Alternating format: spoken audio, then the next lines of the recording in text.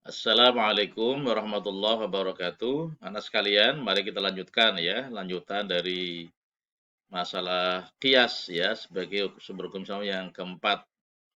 Ya tadi di rekaman sebelumnya sudah kita bahas tentang qiyas pengertiannya sampai pada rukun qiyas. Sekarang kita lanjut pada syarat hukum asal yang ada pada Quran atau di hadis ini ya. Yang pertama adalah hukum asal, hukum syariat, amaliyah yang ditetapkan oleh nas. Jadi sifatnya adalah syariat yang bersifat amaliyah, bukan akidah ya, tapi yang amaliyah. Hukum hasil ijma atau kias tidak dapat menjadi asal bagi kias. Jadi yang menjadi asal harus dari Quran atau hadis ya. Yang kedua, hukum asal adalah suatu hukum yang ilatnya dapat dimengerti oleh akal, masuk akal ya. Karena dasar dari qiyas adalah pengetahuan ilat hukum asal dan far'un itu harus logis, ya, masuk akal. Jadi kalau yang tidak masuk akal ya tidak bisa. Yang ketiga, hukum asal yang pada Quran atau hadis ini bukanlah hukum yang berlaku khusus, tapi sifatnya adalah umum. Kalau yang khusus, maka tidak bisa kemudian menjadi kias ya untuk dikiaskan. Misalnya apa? Misalnya eh, hukum di mana dalam sejarah Rasul itu menikahi lebih dari 4 orang istri. Itu hanya berlaku pada Nabi kita, bukan untuk orang lain. Ya, jadi kita tidak bisa mengkiaskan ya. Tidak bisa mengkiaskan bahwa semua laki-laki muslim itu harus nikah 4 orang istri seperti Nabi. Nah, ini jadi hukumnya bersifat umum bukan khusus bukan hukum yang sifat khusus, tapi sifatnya untuk umum dengan semua kaum muslimin. Ini yang ketiga ya. Oke. Kemudian syarat-syarat faraun. Tadi kan asal ya. Jadi kalau harus pahami kalau asal itu adalah hukum-hukum yang ada pada nas Al-Qur'an atau hadis. Kalau faraun hukum peristiwa yang muncul ya di kemudian hari yang memang belum ada hukumnya di Quran atau hadis. Namanya adalah faraun atau cabang ya. Syarat faraun yang pertama adalah pada faraun terdapat ilat yang ada pada asal. Jadi antara ilat yang di faraun dengan ilat yang ada di asal Quran atau hadis itu adalah sama ya. Tadi yang misalnya khamar dengan narkoba, miras atau narkoba dengan khamar. Oke. Kemudian yang kedua adalah syarat faraun kedua adalah jangan lebih dahulu ada faraun daripada asal. Contoh, mengkiaskan wudhu kepada tayamum dalam hal wajibnya niat dengan ilat sama-sama ibadah. Kenapa? Karena wudhu itu lebih dahulu disyariatkan daripada tayamum, gitu ya. Karena itu mengkiaskan wudhu kepada tayamum, maka tidak tepat atau tidak benar, gitu ya. Karena di sini namanya far'on itu ya, merupakan yang belakangan. Kalau yang aslun atau yang dari Quran hadis adalah yang dahulu, yang sudah ada dulu, ya sudah ada hukum lebih dulu, gitu ya. Makanya di sini jangan sampai kemudian faraun lebih dahulu daripada asal, ya. Oke, lanjut. Yang ketiga, hukum yang dihasilkan, hukum yang dialihkan kepada faraun harus sama dengan hukum pada asal tadi ya. Udah ya, jelas ya. Jadi hukum yang ada di faraun maka sama dengan hukum yang ada di asal karena berdasarkan dari hukum asal. Ya. Kemudian yang keempat, pada faraun atau cabang hukum ini tidak ada sifat yang lebih kuat yang bertentangan dengan ilat asal. Jadi di sini artinya adalah ilatnya atau sifatnya tidak boleh lebih kuat atau bertentangan dengan asal atau hukum yang ada di Quran atau di hadis. Saya kira cukup jelas ya. Lanjut. Nah, syarat-syarat ilat ini yang tadi ya. Apa tuh ilat tadi? Sifat atau alasan. Syarat-syarat ilat yang pertama apa? Merupakan suatu sifat atau keadaan yang dohir, jelas, nyata ya, dan dapat ditangkap oleh panca indera yang 5. Ini syarat-syarat ilat ya. Jadi jelas, sifatnya jelas, keadaannya dohir, yang nampak, dan dapat ditangkap oleh 5 panca indera. Yang kedua, ia merupakan suatu sifat atau keadaan yang pasti, mempunyai hakikat yang tertentu lagi dapat diukur. Dan dalam ukuran itu pula dengan perbedaan kecil, ia ada pada faraun. Artinya di sini adalah sifat karena pasti, bukan bukan apa namanya? Bukan yang ambigu atau abu-abu, ya, tapi adalah sifat-sifat karena yang pasti, tidak abu-abu lagi. Yang ketiga, ia merupakan suatu sifat atau keadaan yang munasabah. Apa sih munasabah? Ada kesesuaian, ya.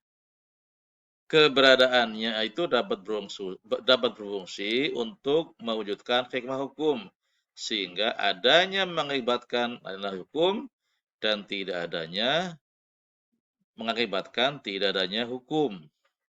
Jadi di sini artinya adalah hukum yang berlaku pada asal dan far'un ini pertama adalah ada munasabah, ada kesesuaian yang kemudian mengakibatkan kejelasan hukum. Apa itu hukumnya itu haram atau mubah atau makruh, itu jelas posisinya ya. Oke.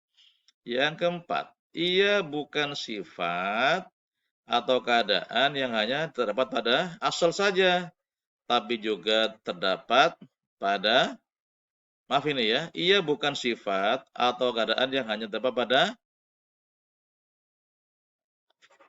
asal saja ya, tapi juga harus dapat pula pada selain asal, betul ini ya.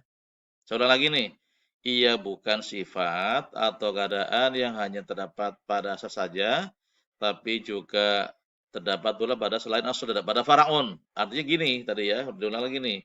Sifat keadaannya itu memang baik yang ada di asal di dalam Quran atau hadis itu juga terdapat juga sifat keadaannya pada faraun.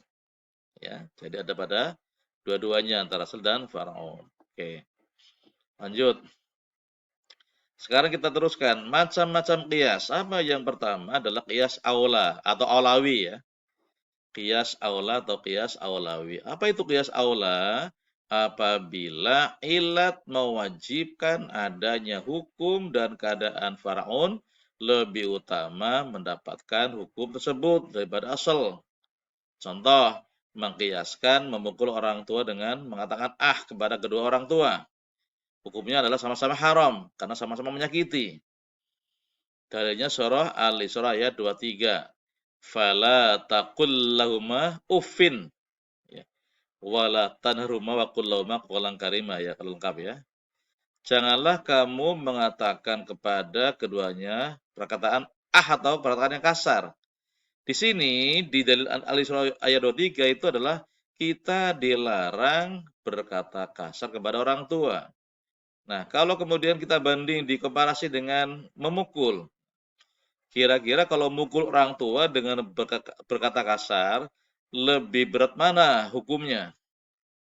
Nah, tentunya adalah memukul itu lebih berat dosanya. Nah, di sini maka kemudian qiyas aula adalah di mana ya ilat atau hukum yang ada pada faraun itu lebih utama dibanding pada asal. Karena apa? Karena mukul orang tua lebih berat dosanya daripada sekedar berkata kasar atau berkata gitu ya.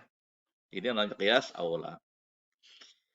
Yang kedua qiyas musawi. Apa qiyas musawi itu? Ilat mewajibkan adanya hukum dan keadaan faraun sama dengan asal untuk mendapatkan hukum. Contoh mengkiaskan membakar harta anak yatim dengan memakannya. Hukumnya sama-sama adalah haram. Karena apa? Ilatnya adalah sama-sama akan rusak dan habis. Sebagaimana dalil surah, di sini ada soal Quran ya. Innalladzina yakuluna amal yatama dzulman innama yakuluna fi butuhim naro wasaslawna sa'ira ya. Ini sebagai contoh ya. Jadi misalnya kamu punya anak yatim, kemudian kamu bilang, "Ah, saya tidak makan hartanya kok, saya membakarnya." Berarti sama-sama dosa ya. Membakar harta anak yatim meskipun tidak memakannya itu adalah sama-sama habis gitu ya. Makanya di sini namanya qiyas musawi. Lanjut. Qiyas dilalah apa itu? Ilat yang ada menunjukkan kepada hukum tapi tidak mewajibkannya. Contoh, mengkiaskan harta anak kecil dengan harta orang yang sudah dewasa atau balik. Dalam hal wajib membayar zakat dengan ilat sama-sama berkembang dan bertambah adalah qiyas dilalah. Artinya pada sini kalau yang memang masih kalau yang punya harta masih anak kecil di sini belum wajib bayar zakat. Meskipun memang hartanya bertambah ya. Tapi kalau yang punya harta orang yang sudah balik, sudah dewasa, kemudian memang dia sudah mencapai nisab, maka wajib bayar zakat.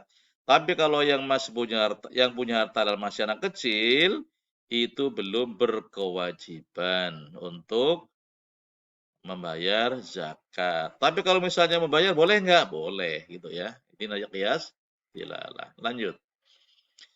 Qiyas syabah, apa itu? Keadaan faraun padanya bolak-balik antara dua asal lalu ia dihubungkan dengan asal yang lebih banyak persamaannya dengannya. Contoh nih, hamba saya yang cacat karena kejahatan orang lain, orang yang budak ya, orang yang belum merdeka. Apakah dalam masalah wajib doman atau ganti rugi itu dikiaskan dengan orang yang merdeka, yang bukan budak?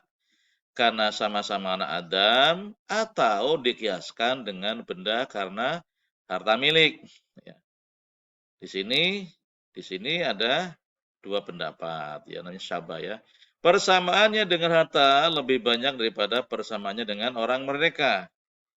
Karena ia dapat dijual, dipusakai, dibahkan atau diwakafkan. Artinya kalau dikiaskan kepada harta, benda ya budak itu boleh dijual ya. Boleh dijual kepada majikan lain.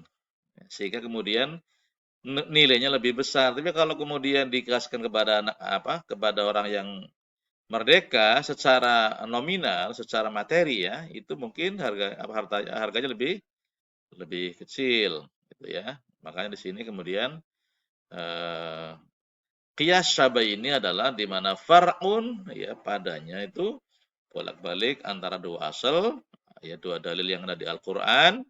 Nah, tinggal kemudian kita mau pakai yang mana? Ya, dikiaskan kepada sebagai budak sebagai harta yang bisa dijual atau sebagai anak Adam gitu ya. Oke, lanjut. Yang kelima adalah qiyas adna, yaitu qiyas yang far'unnya lebih rendah kedudukannya daripada asal untuk mendapatkan hukum yang sama. Contoh mengkiaskan perhiasan perak bagi laki-laki dengan perhiasan emas.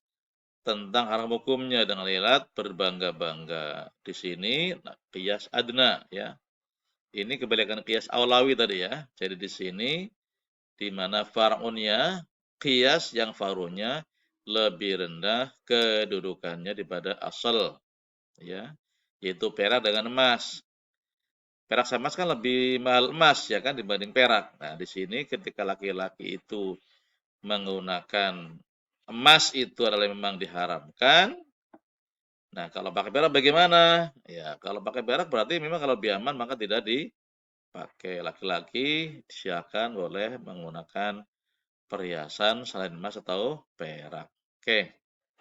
Anak sekalian, jadi itulah yang kita bahas untuk qiyas sudah selesai ya.